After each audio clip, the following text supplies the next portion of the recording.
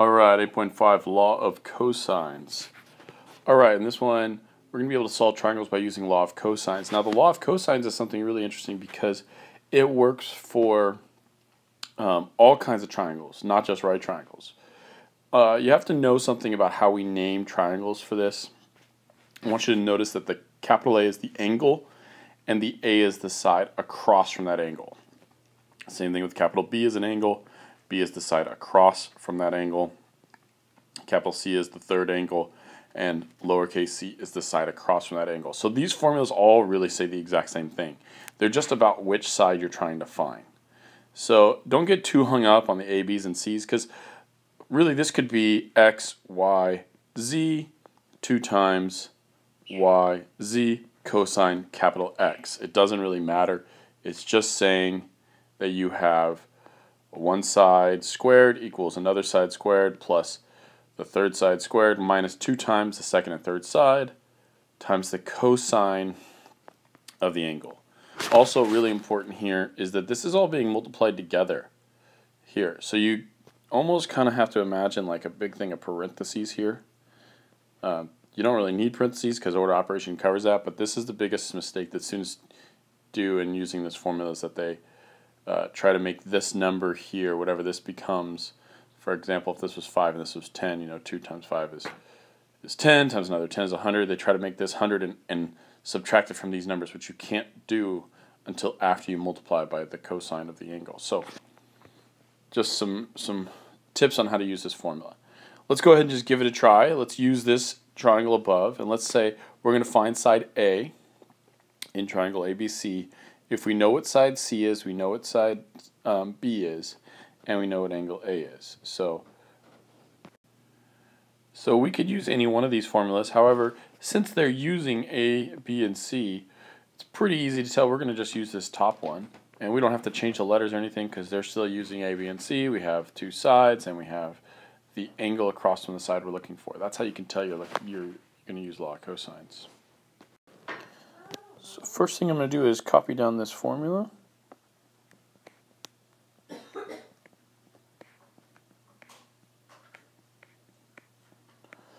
And I'm going to plug everything in that I know. I'm trying to find A, so I'm going to leave that as just A squared. B is 10, so 10 squared is 100. I could just go ahead and square that. C is 8, and 8 squared is 64. Minus 2 times 10 times 8 times the cosine of angle A, which is 60 degrees.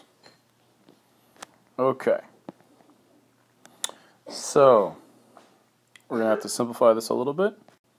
So next step is we get that A squared equals 164 minus 2 times 10 times 8. Well, 2 times 8 is 16. 16 times 10 is 160, so we could just say minus 160 cosine of 60. Alright. It may be easiest at this point to just take the square root and go to the calculator. What the temptation that a lot of students is to do 164 minus 160 and think that this is somehow 4 cosine 60. But remember, these are not like terms. This is just 164, and this is 160 cosine 60s. So it's not the same thing. So a couple things we can do. I think what I would do at this point is I would just go ahead and hit square root, and so then I know that A equals the square root of 164 minus 160 of cosine 60 degrees. And I'm just going to plug all of this in my calculator to figure out what A is at this point. And when I plug all of this into my calculator, I put the square root button and parentheses, just kind of ideas of what I put in my calculator. I'm going to put parentheses around this whole thing, and I also put parentheses around the 60. When I plug that all in, I get that A equals 9.165, and there's some more decimals in that, but I'm just going to give those 3. And they don't tell me how many to round it to, so I'm just going to leave that as my answer for now. I could round to the nearest 100th or 10th if they ask me to, but that's all I have. So A equals 9.165. So Law of Cosines really isn't that bad, especially if you have the formula in front of you guys. And I don't think it's one you need to memorize, but I just want you to know how to use it. So I want you to go ahead and try practice number 1. Notice that they don't give you A, B, C here. Now they give you X, Y, and Z. So you just have to replace the X, Y, and Z with A, B, and C, and then use the exact same formula. Go ahead and give it a shot, and then unpause the video when you're ready to check your work. So basically, the first thing it is, I just rewrote the exact same formula, but this time using X, Y's, and Z's. I know I'm looking for X, so I put the X over here. The other two sides are Y and Z, so I write Y squared plus Z squared minus 2YZ cosine capital X, because remember, the capital represents the angle across from the side we're trying to find. So that's got to be cosine of capital X. And sure enough, they give us that angle. So then I just fill in the information, simplify, combine like terms, take the square root of each side, and then I'm ready to just put this in my calculator. And so I get the side X must be 16.608. Okay, what if they want us to find an angle, right? What if we're trying to solve for an angle? So this whole formula is set up so that it's really easy to solve for a side, because the side's already almost by itself. But what if we're trying to solve for one of these angles? It's a little bit more complicated. So first thing they have us do is solve for B. So let's say it was ABC. We have, if we look at this picture down here, we have side A, side B, side C, and they want us to find angle B. Well, I'm going to go to the side here. I'm going to copy down the original formula. Let's just go over here. If I was solving for the side B, it would be B squared equals A squared plus C squared minus 2AC cosine of angle B. Well, if I'm going to solve for angle B, then I need to get all these other things on the other side and get the angle all by itself. So I could subtract A squared from both sides, subtract C squared from both sides, and then I would get this. B squared minus A squared minus C squared equals negative 2AC cosine of B. When solving for an angle like this that's inside a cosine, you want to get this part all by itself first. So that means we're going to divide both sides by negative 2AC, divide by negative 2AC. And so now we get that the cosine of B, cosine of angle B, equals B squared minus A squared minus C squared over negative 2AC.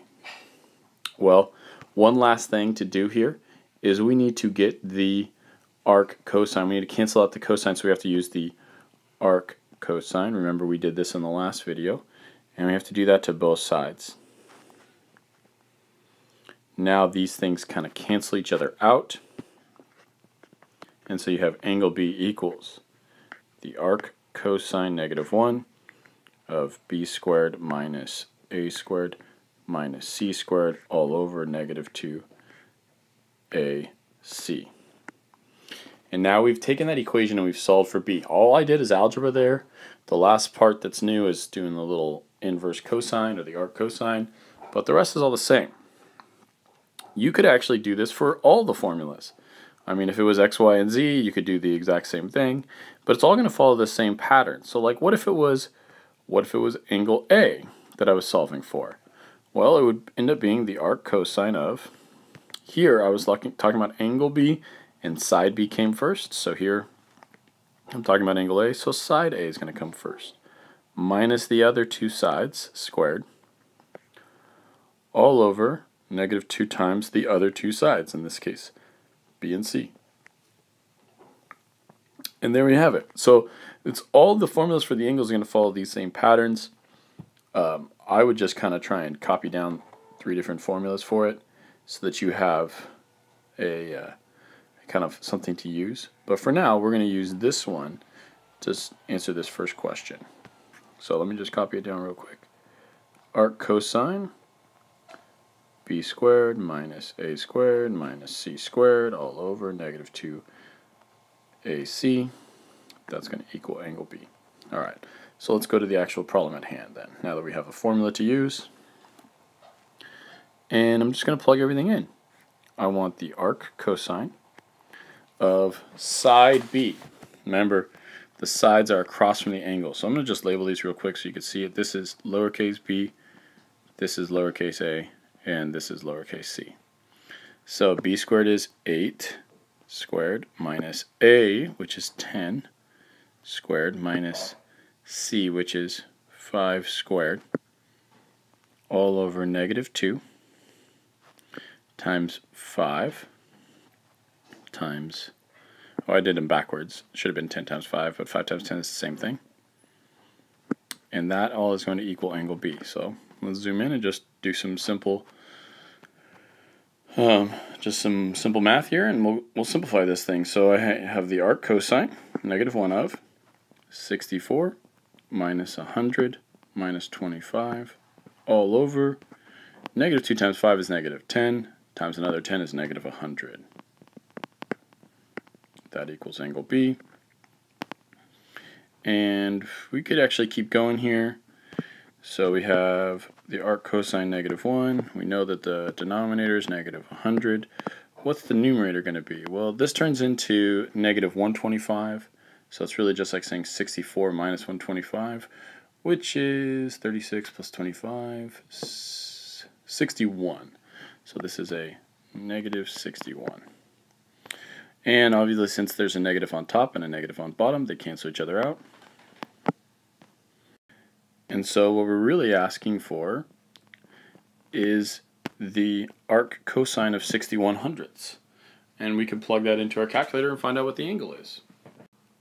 Okay, so that means that the angle B, once I plug it in my calculator, the arc cosine of 61/100th, or 0.61, is 52.41 degrees.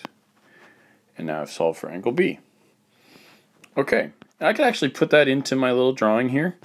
I could say, hey, you know what, this is 52.41 degrees. I still don't have the other two angles, but I can get them using the same formula. Just replace the A's with B's and swap out all the parts accordingly.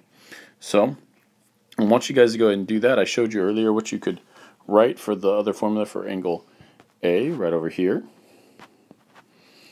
And see if you can solve for angle A in the same triangle. Give that a shot, pause the video and work on it, and then when you're ready, unpause it to check your work. Okay, so the first thing I did is I just copied down the version of the formula that I showed you by solving for A. But again, you could recreate this. Once you have one, you really have all of them. You just got to swap it out, right? Remember that if you're solving for angle B, then side B squared comes first. Or if you're solving for angle A, then side A squared comes first. It's pretty straightforward. So I just plugged it all in and simplified until I got to 9 over -160. Now just because this is a negative ratio, it's okay. We can still get an angle.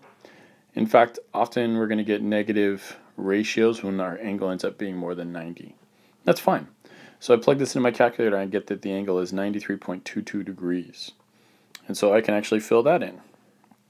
Let's say, hey, this is 93.22 degrees. And now if I really wanted to, I could also find angle C. I know there's no problem that says that, but I should be able to find that pretty easily because I know that all the angles have to add up to 180. So 180 minus 52.41 and then minus 93.22. And I know that this third angle here is actually 34.37 degrees. And what we just did there is called solving for a triangle. We'll talk more about that later, but we found all the angles and we had all the sides of a triangle. So we found all the 6 parts that make up a triangle. That's what's called solving for a triangle.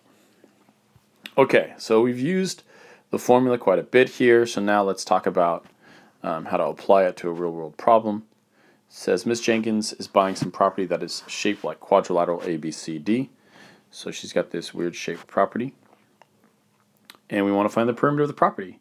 We have 3 sides. We need to find this 4th side. Well, as of now, I only have 1 side, and I don't know this distance here, right? So I do have some, what looks like some scalene triangle here, but I only have 1 distance and 1 angle. So in order to use the law of cosines, I need this side, this angle, and then the second side. But I can find that second side because this is a right triangle and I have 2 sides of this right triangle. So that means I could probably use Pythagorean theorem. In fact, I have a feeling that this is actually going to be a triple. Remember, the most common triple is a 3, 4, 5. So I'm going to just kind of play with this a little bit. Can I divide 180 by 3?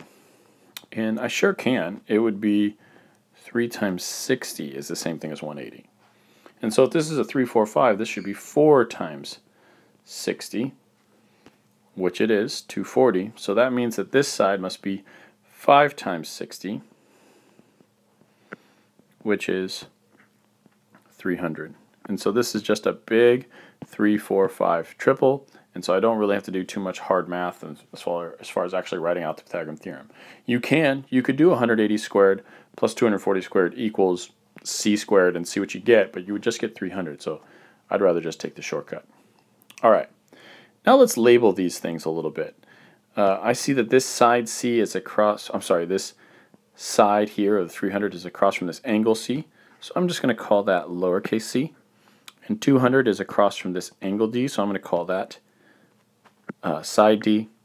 And this side that we need to find the whole perimeter is across from angle B, so I'm going to call this side B. Okay. I need a formula that will give me this side.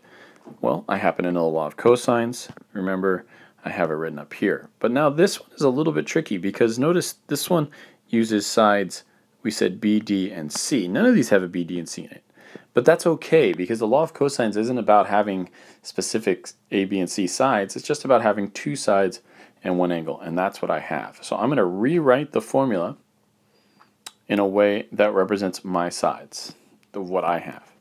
So what do I have? I'm looking for B, so I'm going to write B squared equals, I know C squared, and I know D squared, minus 2 times C times D times the cosine of angle B. All right, let's just start plugging things in and see what we can find. So B squared equals C squared. C again is 300. D is 200.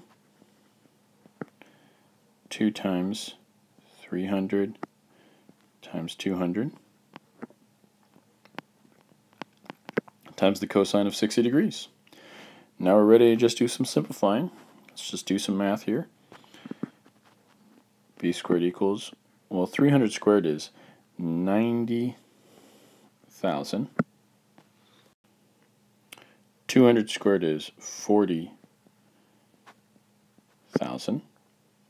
And 2 times 300 times 200 is 120,000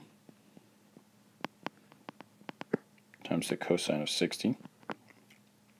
I can add these two together because they're like terms, but not this one. So 90 plus 40 is 130,000 minus 120,000 times the cosine of 60. Remember, this all equals b squared, so if I just took the square root of everything, I would get that b equals the square root of this whole thing. And now I'm ready to go to the calculator. So let's go ahead and plug this in the calculator. And when I plug it in the calculator, I get b equals 264.575.